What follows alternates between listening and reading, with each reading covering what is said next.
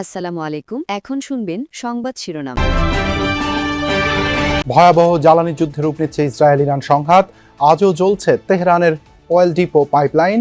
পাল্টা আঘাতে বন্ধ বাহরাইনের প্রধান শোধনাগার। জ্বালানির জন্য ফিলিং স্টেশনে দীর্ঘ অপেক্ষা। বিশ্ববাজারে প্রায় 60% বেড়ে গেছে তেলের দাম। এশিয়ার পুঁজিবাজারে বড় ধস। হাদি হত্যার আসামি ফয়সাল আলমগীরকে ফেরাতে ঢাকার তৎপরতা। দিল্লি অনুমতি দিলে কলকাতায় পাঠানো হবে তদন্ত কর্মকর্তা। সৌদি আরবে মিসাইল হামলায় নিহত মোশাররফ ও বাচ্চু মিয়ার বাড়িতে শোকের মাতম। দুবাইয়ে মারা যাওয়া মৌলভীবাজারের আহমেদ আলীর মরদেহ পৌঁছেছে দেশে। এতক্ষণ শুনছিলেন সংবাদ শিরোনাম, এখন শুনবেন বিস্তারিত। মধ্যপ্রাচ্যে ইরান, ইসরায়েল, যুক্তরাষ্ট্রের ত্রিমুখী সংঘাত এখন রূপ নিয়েছে জ্বালানি যুদ্ধে। শুরুতে লক্ষ্যবস্তু সামরিক স্থাপনা থাকলেও এখন পরস্পরের জ্বালানি স্থাপনা টার্গেট করে চলছে পাল্টাপাল্টি হামলা। শুধু সামরিক দিক থেকে নয়, বরং অর্থনৈতিকভাবেও একে অপরকে পঙ্গু করার চেষ্টা চালাচ্ছে ওয়াশিংটন, তেল আবিব, তেহরান। হামলা হচ্ছে বাহরাইন, কাতার, সৌদি আরব ও আমিরাতও। এদিকে মধ্য ইসরায়েলে আইআরজিসির হামলায় প্রাণ গেছে এক ইসরায়েলির। নতুন সর্বোচ্চ ধর্মীয় নেতা মুস্তাফা খামেনির নামে প্রথমবার ইসরায়েলে হামলা চালাচ্ছে ইরানের রেভলিউশনারি গার্ড আইআরজিসি। ছুটছে খাইবার শেকান, খোররাম শাহর মতো একের পর এক অত্যাধুনিক ব্যালিস্টিক মিসাইল। যুদ্ধ শুরুর পর এ নিয়ে 30 দফা হামলা তেহরানের। তেল আবিব সহ ইসরায়েলের বন্দরনগরী হাইফা এবং মধ্যাঞ্চলের বিভিন্ন এলাকায় সফল আঘাত হানে এসব ক্ষেপণাস্ত্র। টার্গেট করা হয় আইডিএফ এর কয়েকটি ঘাঁটি। সবচেয়ে বেশি ক্ষয়ক্ষতি হয় আবাসিক এলাকায়, ঘটে প্রাণহানিও, ধ্বংস হয়েছে ভূগর্ভস্থ বাংকার।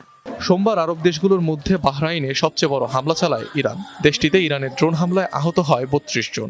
ইরানি ড্রোনের আঘাতে আগুন লেগে যায় প্রধান তেল শোধনাগারেও। ধ্বংস করা হয় 3টি মিসাইল ও 14টি ড্রোন। তবে তুরস্ক, সাইপ্রাস ও আজারবাইজানে চালানো সাম্প্রতিক ড্রোন হামলায় জড়িত নয় ইরান, এমন দাবি পররাষ্ট্র মন্ত্রণালয়ে।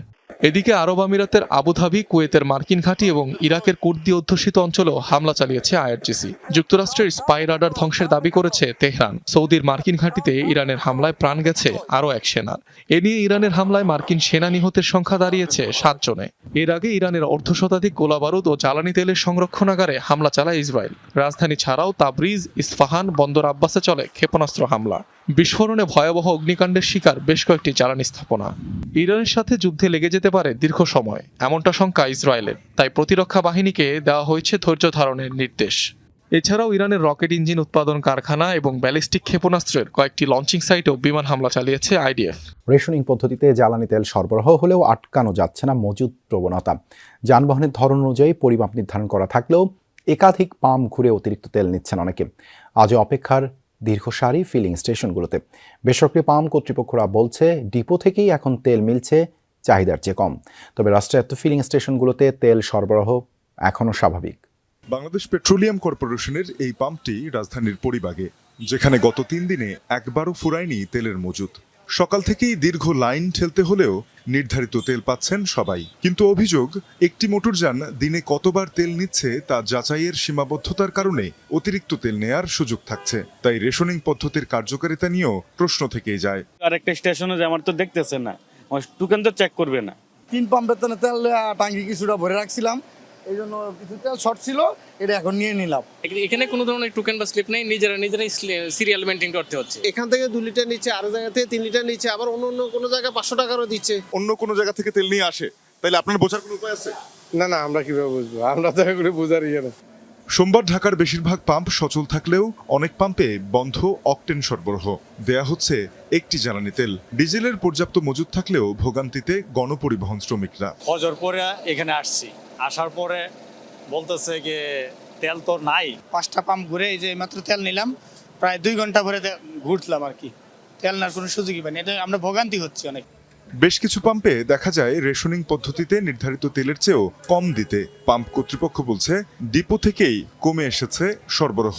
চাহিদার অর্ধেক তেল পাচ্ছেন ডিলাররা। ইসরায়েল, ইরান ও যুক্তরাষ্ট্রের ত্রিমুখী সংঘাতে বিশ্ববাজারে তেলের দাম ব্যারেল প্রতি $115 ছাড়িয়েছে।